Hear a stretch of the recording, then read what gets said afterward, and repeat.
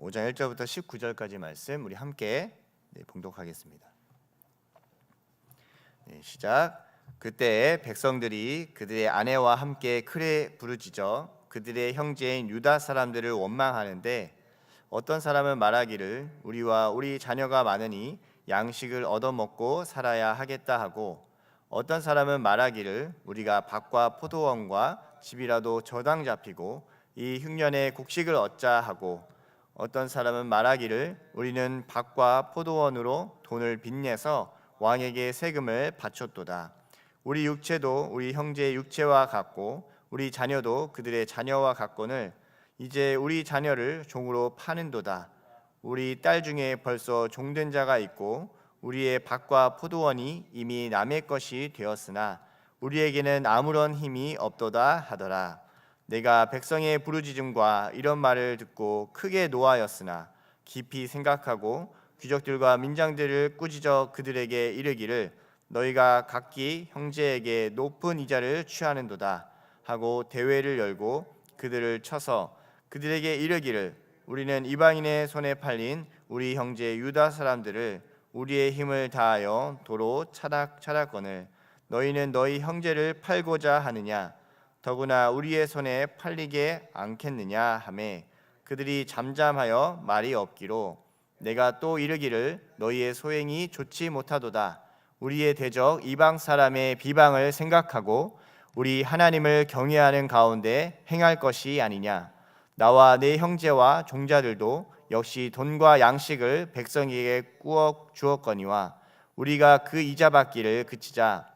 그런즉 너희는 그들에게 오늘이라도 그들의 밭과 포도원과 감람원과 집이며 너희가 꾸어준 돈이나 양식이나 새 포도주나 기름의 100분의 1을 돌려보내라 하였더니 그들이 말하기를 우리가 당신의 말씀대로 행하여 돌려보내고 그들에게서 아무것도 요구하지 아니하리이다 하기로 내가 제사장들을 불러 그들에게 내 말대로 행하겠다고 맹세하게 하고 내가 옷자락을 털며 이르기를 이 말대로 행하지 아니하는 자는 모두 하나님이 또한 이와 같이 그 집과 산업에서 털어 버리실지니 이는 곧 이렇게 털려서 빈손이 될지로다 하매 회중이 다 아멘하고 여호와를 찬송하고 백성들이 그 말한 대로 행하였느니라.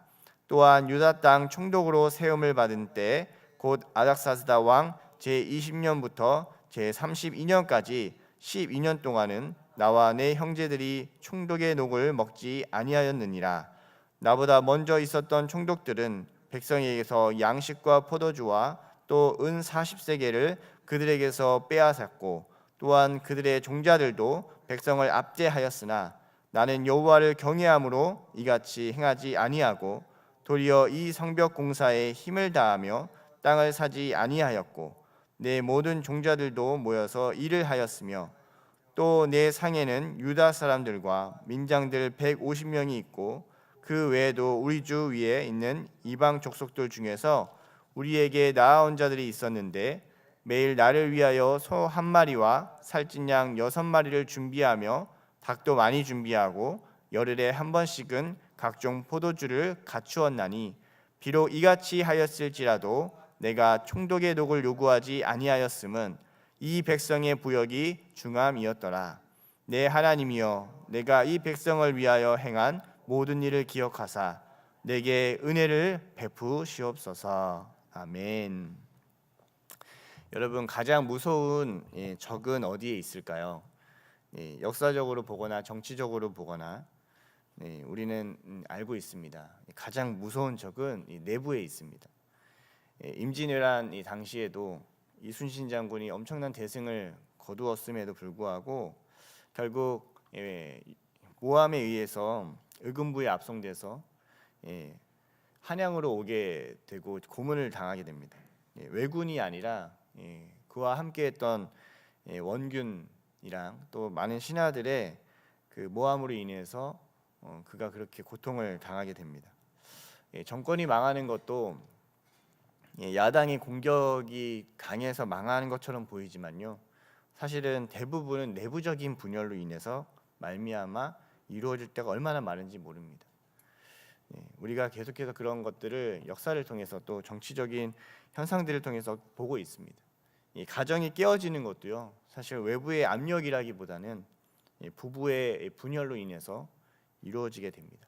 그래서 여러분 가장 조심해야 하는 것은요, 어쩌면 외부가 아니라 내부이고 내부 속에서도 자기 자신일 수 있다는 것을 여러분 우리는 알고 있습니다. 잠언 4장 23절에 이렇게 말씀합니다. 이렇게 말씀하는데요, 모든 지킬 만한 것 중에 더욱 내 마음을 지키라. 생명의 근원이 이에서 남이니라. 특히 그 자신이 무너지게 되는 일 중에 하나가요, 내 편이고 나의 사람이라고 생각했던 사람들로부터 신뢰가 무너질 때입니다. 느헤미야 4장까지는요, 이 산발락과 도비야 그 외부의 조롱이나 공격에도요, 이 느헤미야가 기도하며 한 손에는 연장을 또 한 손에는 무기를 가지고 이 성벽을 건설하는 너무나도 귀한 장면들이 나옵니다. 외부의 공격에도 불구하고요, 그 공동체가 건강하게 싸워서 이깁니다. 그런데 진짜 위기는 외부에서 주어지지 않고 이 내부에서 터져 나옵니다. 어떤 문제가 이 내부에서 터져 나왔을까요? 우리 한번 1절부터 5절까지 말씀을 한번 다시 한번 보겠습니다. 1절부터 5절까지 말씀 함께 읽어보겠습니다. 시작.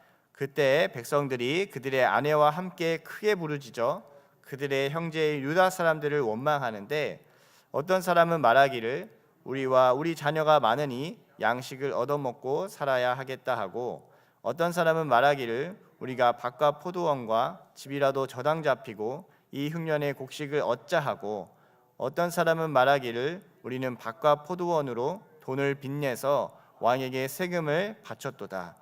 우리 육체도 우리 형제의 육체와 같고 우리 자녀도 그들의 자녀와 같거늘 이제 우리 자녀를 종으로 파는도다. 우리 딸 중에 벌써 종된 자가 있고 우리의 밭과 포도원이 이미 남의 것이 되었으나 우리에게는 아무런 힘이 없도다 하더라. 느헤미야에게 이 백성들이 원망하는 소리가 들립니다. 크게 원망은 네 가지입니다. 첫 번째는 자녀가 많지만 기근으로 인해서 먹을 것이 없다라는 거예요. 두 번째는 생존을 위해 빚을 지고 자신의 경제적인 기반이 무너졌다는 겁니다. 그리고 세 번째는 세금이 너무 과해서 빚이 엄청나게 늘어났다는 거예요. 네 번째는 이 경제적인 파탄으로 자녀를 종으로 팔기까지 하고, 그리고 그런 자신의 모습을 보면서 엄청난 무력감을 호소하고 있습니다. 우리도 그럴 때가 있습니다. 하나님의 일을 한다고 하지만 그러다가 삶과 가정이 무너지는 현실을 보게 될 때가 있습니다. 성벽은 올라가고 있고 그런 모습들은 보이지만 결국 내 삶이 무너지는 이 현실적인 상황들을 마주하게 됩니다. 교회는 성장하는 것 같고 외부적인 부분은 너무너무 좋아 보이는데 내 삶에는 너무나도 큰 고통이 가득한 상태라는 것입니다. 이때 지도자, 영적인 리더는 어떻게 해야 될까요? 조금만 더 하면 성과가 날 수 있을 것 같고 그냥 이런 불만들 조금만 그냥 잠재우고 빨리 성과를 내는 데 치중하고 싶은 유혹도 있을 수 있겠지만, 진정으로 하나님께서 주시는 그 영적 리더는 어떻게 해야 되는가? 우리 6절부터 11절까지 이 느헤미야가 이러한 이 백성들의 부르짖음에 어떻게 반응했는지를 우리가 한번 보겠습니다. 6절부터 11절 말씀 읽어볼까요? 시작. 내가 백성의 부르짖음과 이런 말을 듣고 크게 노하였으나 깊이 생각하고 귀족들과 민장들을 꾸짖어 그들에게 이르기를 너희가 각기 형제에게 높은 이자를 취하는도다 하고 대회를 열고 그들을 쳐서 그들에게 이르기를 우리는 이방인의 손에 팔린 우리 형제 유다 사람들을 우리의 힘을 다하여 도로 쳐놨거늘 너희는 너희 형제를 팔고자 하느냐? 더구나 우리의 손에 팔리게 하겠느냐 하매 그들이 잠잠하여 말이 없기로 내가 또 이르기를 너희의 소행이 좋지 못하도다. 우리의 대적 이방 사람의 비방을 생각하고 우리 하나님을 경외하는 가운데 행할 것이 아니냐. 나와 내 형제와 종자들도 역시 돈과 양식을 백성에게 꾸어 주었거니와 우리가 그 이자 받기를 그치자. 그런즉 너희는 그들에게 오늘이라도 그들의 밭과 포도원과 감람원과 집이며 너희가 꾸어준 돈에 나 양식이나 새 포도주나 기름의 100분의 1을 돌려보내라 하였더니, 느헤미야는 이 백성들의 불평과 원망을 그냥 그들의 일로 치부하지 않습니다. 크게 분노하면서 먼저는 마음으로 그들과 공감합니다. 누군가 어려운 일을 말했는데 그냥 여러분 차분히 있어서는 안 됩니다. 영적 리더는 좋은 건 좋은 거지 하면서 그냥 넘어가려고 해서도 안 됩니다. 문제를 어렵게 말했다면 함께 공감하고 그 문제를 해결해 나가야 합니다. 그래서 반응부터가 사실 이 영적 리더의 실력입니다. 어떻게 반응하는가. 그러나 이제 분노의 감정으로 지도자는 일을 처리하지 않습니다. 느헤미야가 어떻게 합니까? 7절에 보면 깊이 생각한다라는 이 표현이 나옵니다.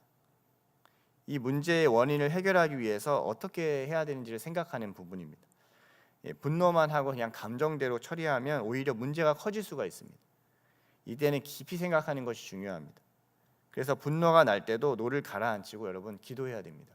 내가 뭔가 분노가 났을 때는 이건 하나님께서 내가 기도하라는 신호구나 하는 것을 여러분 기억하셔야 됩니다. 느헤미야는 이 모든 시간을요 기도로 나아갑니다. 이 원어로 보면요 이게 두 가지가 써요. 깊이 생각하다가 우리는 이제 깊이 생각하다라고 써였는데 원어로 보면 레브하고 말라크 이렇게 써였어요. 레브는 뭐냐면 마음입니다. 말라크는 뭐죠? 다스리다. 멜라크 해가지고 그 멜기세덱 할 때 그 왕을 가리키거든요. 다스리는 왕. 그러니까 레브 말라크가 쓰였다는 것은 이것은 마음을 다스렸다는 거예요.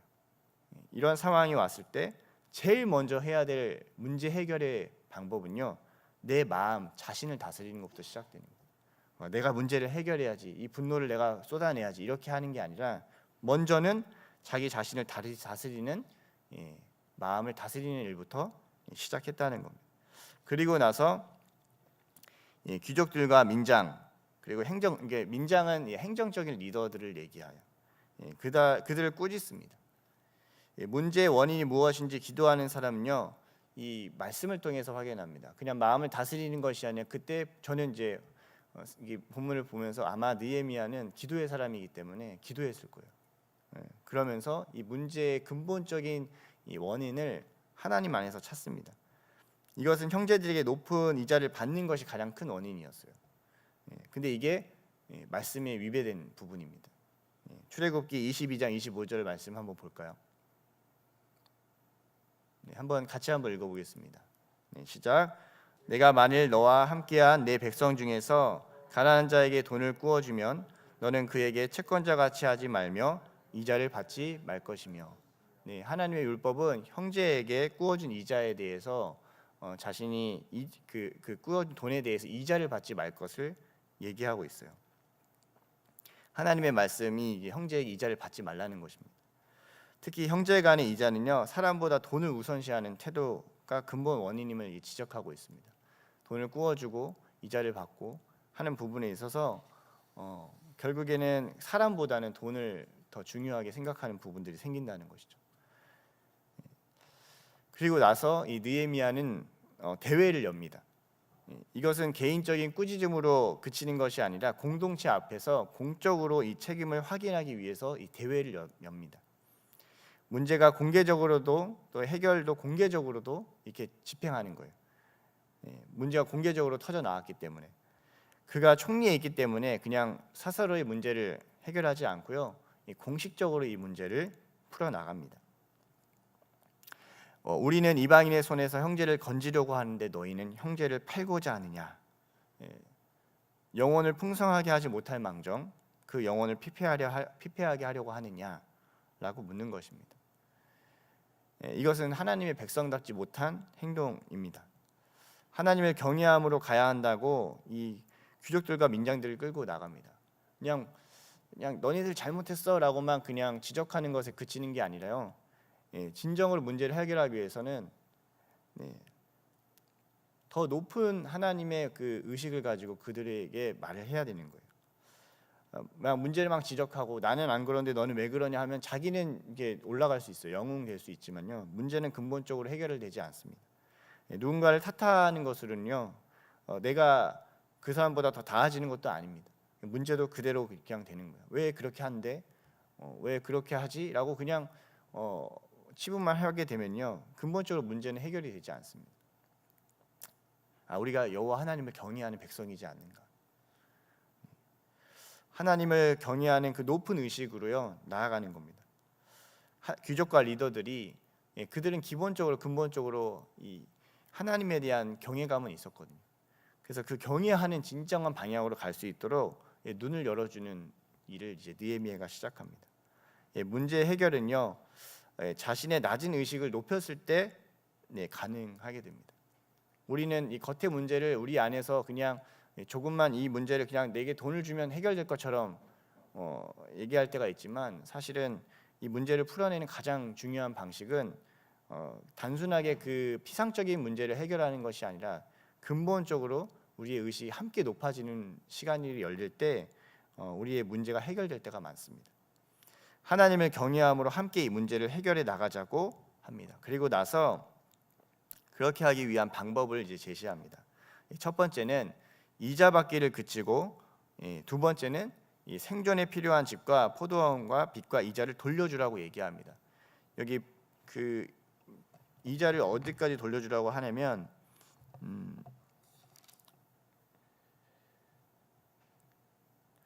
그 100분의 1을 돌려보내라 이렇게 말합니다. 11절에 보면요. 100분의 1은 지금 이자율로 보면요 한 12% 정도 되는 거예요. 그러니까 12% 되는 이 이자를 다 돌려주라는 것은, 사실은 어떤 분들은 이렇게 해석을 해요. 이 부분은 전부 이자를 돌려줘야 되는 거다. 너희가 형제에게 이자를 거둔 거 전부 다 돌려줘야 되는 것이다. 이렇게 얘기합니다. 시스템을 고치는 것이 아니라 사람의 마음을 바꾸는 일을 통해서요 즉시 문제를 외면하지 않고 이 느헤미야는 해결해 나갑니다. 이 정도면 많이 한 것 같은데, 그리고 나서 쐐기를 박아서 이 문제 해결의 동력을 또한 실어줍니다. 그 문제가 분명하게 해결되기 위해서 실전을 확증하는 행동을 하게 되는데요. 12절 13절 말씀이 그 말씀입니다. 그냥 그렇게 보내라 하고 끝낸 게 아니라요 이걸 완전히 확정합니다. 12절 13절 말씀 우리 읽어볼까요? 시작. 그들이 말하기를 우리가 당신의 말씀대로 행하여 돌려보내고 그들에게서 아무것도 요구하지 아니하리다 하기로 내가 제사장들을 불러 그들에게 그 말대로 행하겠다고 맹세하게 하고, 내가 옷자락을 털며 이르기를 이 말대로 행하지 아니하는 자는 모두 하나님이 또한 이와 같이 그 집과 산업에서 털어버릴지니 그는 곧 이렇게 털려서 빈손이 될지로다 하매, 회중이 다 아멘하고 여호와를 찬송하고 백성들이 그 말한 대로 행하였느니라. 제사장들 앞에서 그 말을 실천할 것을 확증하고, 그렇지 않으면 저주가 임할 것을 황언합니다. 이 모든 문제 해결의 과정의 마지막은요 결국엔 그 여호와를 찬송하는 것으로 드러나게 돼요. 결국 문제가 해결된다는 것은요 여러분, 우리가 진정으로 문제가 해결되잖아요. 그럼 어떻게 되냐면 우리의 입에서 여호와를 찬송합니다. 진짜 하나님께서 하셨군요. 이 해결할 수도 없었던 문제를 주님께서 하셨군요 라는 고백이 우리 안에서 진정으로 올려지게 되는 거예요. 그런데 말입니다 여러분, 표면적으로 우리의 리더의 문제 해결 방법을 지금 보았지만요 근원적으로 문제를 해결하는 힘이 다른 데 있습니다. 그게 무엇일까요? 만약 느헤미야가 자신은 총독이니까 의자를 받으면서 귀족들과 민장들에게만 문제 해결을 요구했다면 어떻게 됐을까요? 다시 문제가 생겼을 것입니다. 그래서 근원적인 문제 해결의 힘은요 그럼 무엇인가? 14절부터 19절 말씀. 14절부터 19절 말씀. 정말 아무리 지혜롭게 문제를 풀어가도요 이 문제가 근원적으로 풀는 힘이 여기 있어요. 그게 뭐냐면 14절부터 19절 말씀인데요. 우리 한번 읽어볼까요? 시작.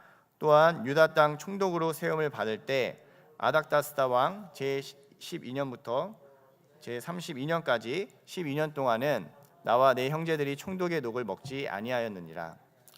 나보다 먼저 있었던 총독들은 백성에게서 양식과 포도주와 또 은 40세겔을 그들에게서 빼앗고, 또한 그들의 종자들도 백성을 압제하였으나 나는 여호와를 경외함으로 이같이 행하지 아니하고 도리어 이 성벽 공사에 힘을 다하며 땅을 사지 아니하였고, 내 모든 종자들도 모여서 일을 하였으며, 또 내 상에는 유다 사람들과 민장들 150명이 있고, 그 외에도 우리 주위에 있는 이방 족속들 중에서 우리에게 나아온 자들이 있었는데 매일 나를 위하여 소 한 마리와 살찐 양 6마리를 준비하며 닭도 많이 준비하고 열흘에 한 번씩은 각종 포도주를 갖추었나니 비록 이같이 하였을지라도 내가 총독의 녹을 요구하지 아니하였음은 이 백성의 부역이 중함이었더라.